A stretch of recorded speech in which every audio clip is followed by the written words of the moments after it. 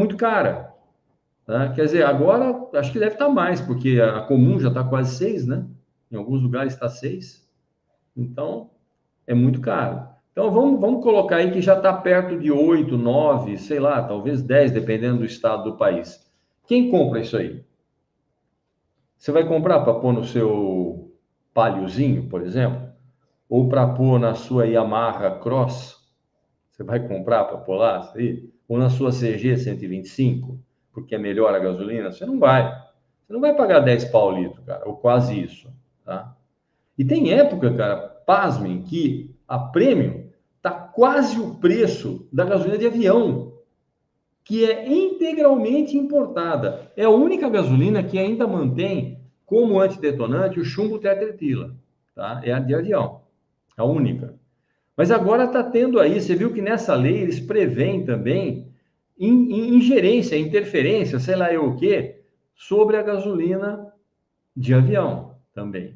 Então agora precisa tomar cada vez mais cuidado. Por quê? Porque gasolina de avião não pode ser contaminada, não pode ter passado pela privada, como algumas vezes eu já vi acontecer, já vi noticiário, tá? De chegar uma gasolina ou um querosene contaminado, e aí para a aviação, porque não pode subir com aquilo.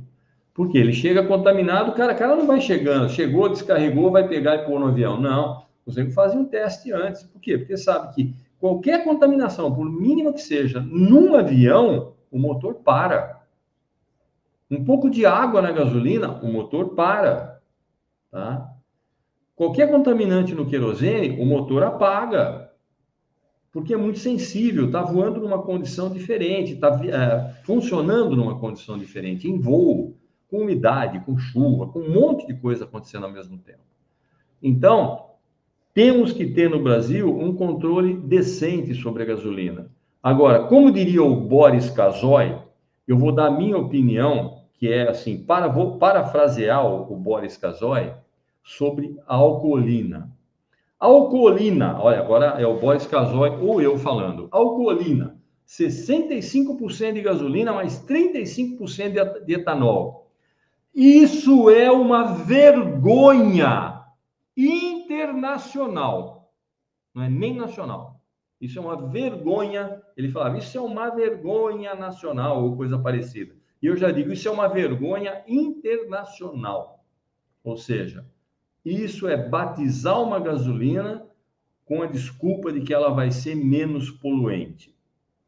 Gasolina é poluente, ponto, acabou, tá? Ela é poluente. Você pode jogar o que você puser, o que você quiser dentro dela. O etanol que você vai pôr lá não é poluente, mas a gasolina, ela continua poluente. Você fala, mas vai queimar menos gasolina. Vai mesmo. Por que você acha que estão pondo etanol? É para importar menos gasolina. Mas vai continuar importando. Por quê? Porque a frota sempre cresce, né? A menos que se mude a frota de carros e de motos, né?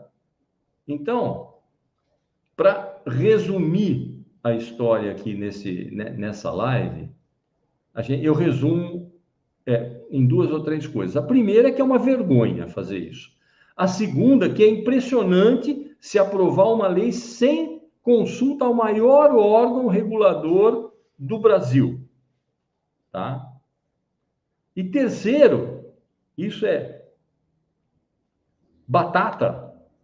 O prejuízo é meu, é seu, tá? Por conta de uma política que eu não sei da cabeça de que cidadão saiu isso, tá? Que é melhor botar um monte de álcool na gasolina, que vai ser mais ecológico. Eu não vejo nada de ecológico nisso. Você vai queimar a gasolina do mesmo jeito, tá? Só que cada carro vai queimar menos. Será? Pois se você gasta muito mais com o etanol lá, você vai ter que pôr mais gasolina, mais alcoolina. Então você acaba queimando mais gasolina. Então não faz muito sentido na minha cabeça. Por que no resto do mundo não se faz isso? Porque não é correto, cara. O correto é você usar o álcool. Se você quer usar álcool, use álcool. Se você quer usar gasolina, use gasolina com 10% de álcool, que vai agir como antidetonante, que é a função do álcool aí dentro da gasolina. E não 35%. Tenha santa paciência. Cara, pelo amor de Deus, isso é uma verdadeira piada, né? De mau gosto, mas é uma piada. Ok? Bom, vou parar com essa live porque eu começo a ficar chato, eu começo a ficar irritado mesmo de ver esse tipo de coisa acontecer aqui no nosso país, de ver mais uma vez uma completa incompetência, né? Não é incompetência, vamos chamar de falta de competência de quem faz algumas coisas nesse país, sem ao menos consultar o lado técnico, né? Que é fundamental. Os caras passam a vida inteira estudando petróleo, estudando um monte de coisa. Aí vem um deputado que geralmente, tá, não tem a menor noção disso e cria um treco desse aí. Tá? É a mesma coisa que eu chegasse aqui agora e começar a dizer para você que eu entendo pra caramba de gasolina pura, que eu sei quais são os hidrocarbonetos que a formam, quer dizer, entrar na parte técnica, eu sei o que é gasolina, mas se eu for entrar na parte técnica da gasolina, na parte química, não sei nada. Eu sei muito pouco sobre isso. Eu sei que é o hidrocarboneto, ponto, acabou. Agora, daí para frente é uma outra conversa. Então, o que que eu preciso? Eu preciso saber o que que tem na gasolina, perfeitamente. Vamos chamar um engenheiro de petróleo, um engenheiro, sei lá, engenheiro químico, e, cara, me explica o que que é esse troço. Ah, tá, então tá bom. Então, para fazer um negócio desse, tinha que ser assim, uma assessoria muito boa de técnicos que vão te dizer, pode botar os 35% que realmente, ó, vai funcionar. Ou então, não coloca porque você está fazendo fezes, para não falar outra coisa, né? Ou então coloca só esse tanto aqui, que é o que eu falei, e que internacionalmente é aceito e é comprovadamente eficaz, que é, coloque 10% de combustível, de gasolina, de álcool só na gasolina. Cara, esquece isso. Vamos mudar a energia no Brasil. Cara, petróleo já deu, entendeu? Por que que a gente está sofrendo tudo isso aqui? Porque milhões de anos de energia do Sol acumulada na forma de hidrocarbonetos lá no fundo, gerando petróleo, milhões de anos de energia estão sendo liberados na atmosfera em 50, 60 anos. Em quantidade, né? Cara, quando era criança, eu olhava na rua assim, quase não tinha carro. Eu tenho 7,3 hoje. Então, meu amigo, em 60, 70 anos, os caras liberaram na atmosfera, né, na forma de motores a explosão, alguns milhões de anos de insolação sobre a Terra. E é por isso que o planeta começa a aquecer. Porque aí tudo isso resulta em fumaça, resulta em efeito estufa, resulta em energia térmica jogada na atmosfera que não escapa para o universo. E aí aquece o planeta. É óbvio, tá? Quem acha que não é assim, cara, é porque nunca estudou nada na vida, tá? Porque é assim que funciona, tá? Não tem outro jeito de funcionar. Então, sem um parecer técnico, o cara me cria um treco desse. Não faz nenhum sentido. Bom, pessoal, eu disse, eu começo a ficar irritado e chato, porque eu conheço um pouco das coisas, sei como funciona, e aí você vê uma situação como essa, é só para rir, que, na verdade a gente ri para não chorar, literalmente, sobre esse tipo de coisa. Bom, eu garanto que na próxima live eu falo de motos mesmo, mas eu achei importantíssimo a gente fazer essas duas lives sobre a alcoolina, tá? O novo combustível, novo não, o velho combustível brasileiro. Agora, quer andar só no álcool? Pô, show, maravilha. Bom, isso sem falar na eficiência do motor à explosão. Não, você viu, eu não paro de falar. Sem falar na eficiência do motor à explosão, que é de 35%, cara. Exagerando, o motor diesel aí deve chegar a 40, 45. Significa o quê? Que de 1 litro de combustível que você põe num motor térmico, você está jogando fora você está jogando fora, deixa eu ver, de 1 litro, você está jogando fora 65% do litro. Ou seja, 650 ml de 1.000 ml, você está jogando fora. Jogando fora mesmo. Você está, assim, é como pegar 65% do dinheiro que você pagou e pôr fogo. Por quê? Porque o motor joga fora isso com barulho, atrito, tá? E calor. Pô, Daí, mas como assim? É isso aí. Então você pega, vamos dizer, um motor de 100 cavalos. Quanto que ele joga lá na roda, que você acha? 35% no máximo de 100 cavalos, tá? Ele vai jogar lá na roda.